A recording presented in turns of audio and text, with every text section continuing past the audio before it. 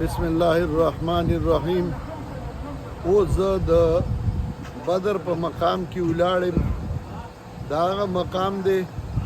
چې په کومې کې لومبۍ معرکه د اسلام او د کفر شوې وه. یو طرف ته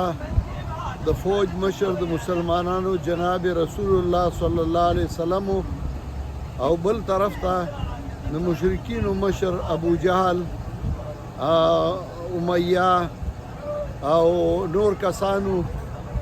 دې ځای کې یو لویه معرکه شوې وه. تاریخ ډېر اوږد دی خو زه یې لنډ غوندې وایم. کله چې جناب رسول الله صلی الله علیه وسلم مدینې منورې ته هجرت وکړ،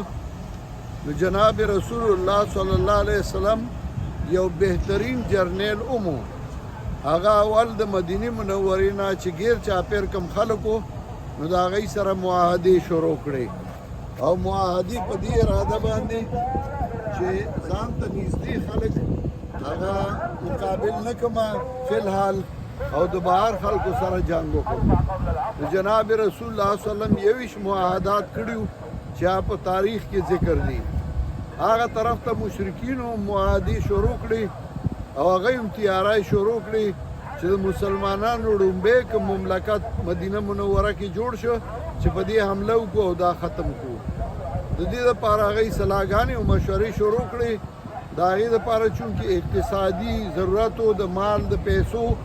نو هغوی د شام سره چې کوم تجارت به کېده د مکې مکرمې نه په مدینې منوره په دې لاره به راتلل او بیا به شام ته تلل او تجارت به کېده. د هغې تجارتي قافلو نه به مکې والو ته ډېره فایده وه. هغوی پوه شو چې مدینه منوره دې ځای کې د مسلمانانو یو مرکز جوړ شو، نو هسې نه چې زموږ هغه آمدن هغې ته نقصان ورسي. د هغې دپاره هغوی تیاری شروع کړې. هغوی یو قافله جوړه کړه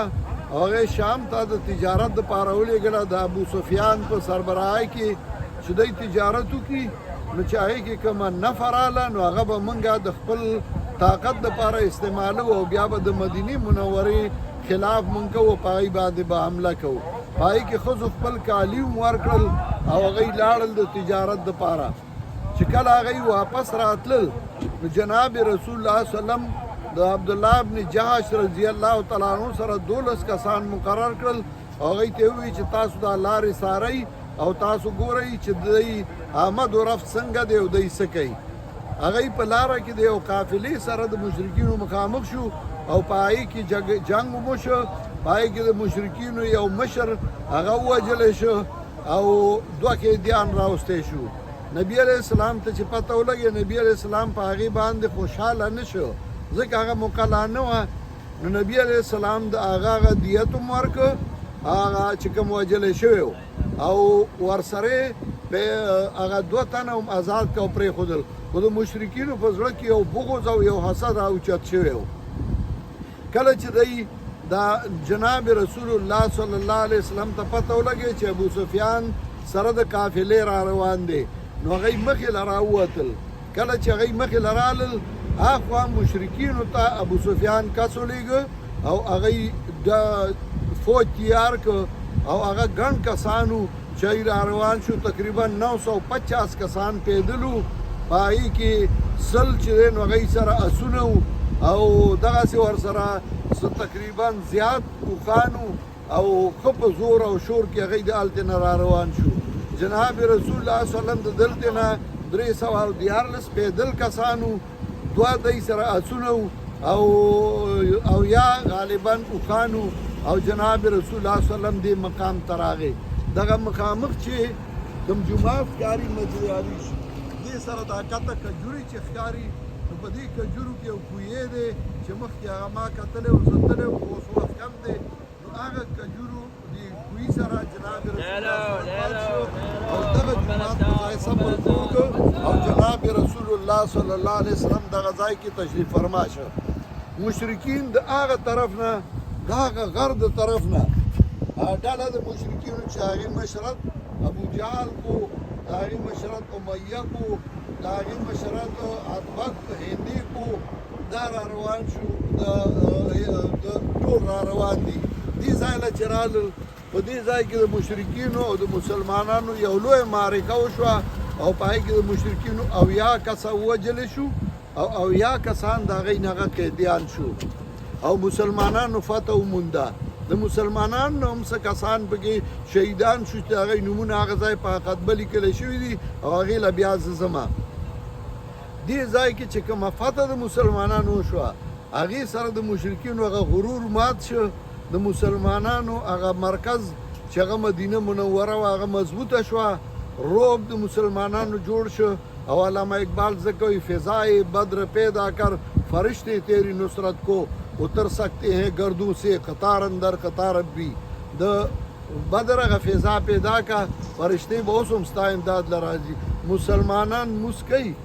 صحابه مسکو صحابه زکات ورکو مسلمانان ورکوي صحابه حج کو مسلمانان حج کوي ټول هغه اعمال کوي لیکن د زړه هغه درد هغه مینه هغه اتباع د پیغمبر صلی الله علیه وسلم چې مرګ به لیده خو د نبی علیه السلام تابعداري او میدان ته به دانګل هغه یې به لیدل چې د مال تاواد دی خو د جناب رسول الله صلی الله علیه وسلم تابعداري کوله هغه یې لیدل چې دی وخت کې دا جنگ ګران دی خو د جناب رسول الله صلی الله علیه وسلم تابعداري کوله که مسلمانانو کې دا قوت پیدا شو نو انشاءالله مسلمانان به غالب او زوروري الله دې زمونږه د مسلمانانو فوجونو هغه طاقت او هغه قوت ورکي او اوس هم الحمدلله ثم الحمدلله زمونږ امید دی چې زمونږ فوجونه هغه طریقه خپلوي اول ځان مضبوطوي اقتصادي طور ځان مضبوطوي د دشمن اقتصادي کمزورتیا راولي او بیا انشاءالله یو وخت به راشي چې مسلمانان به غالب وي او د دوی امداد له به الله ملایک رالیږي څنګه چې دلته په بدر کې رالیږلي وي هغه مخامخ چې د شکو غر ښکاري نو ملایک په هغې باندې راکوز شوي وو او الله امداد کړی و قرآن د هغې ذکر کوي اذ انتم بالعدوة الدنیا وهم بالعدوة القصوى والركب اسفل منکم عدوة الدنیا دغه مخامخ کجوري چې دي نو دا مدینه منورې طرف ته لار ده حساب مرحبا رغم بدستان اصلا دا بل طرف چې دی دا عدوة هغه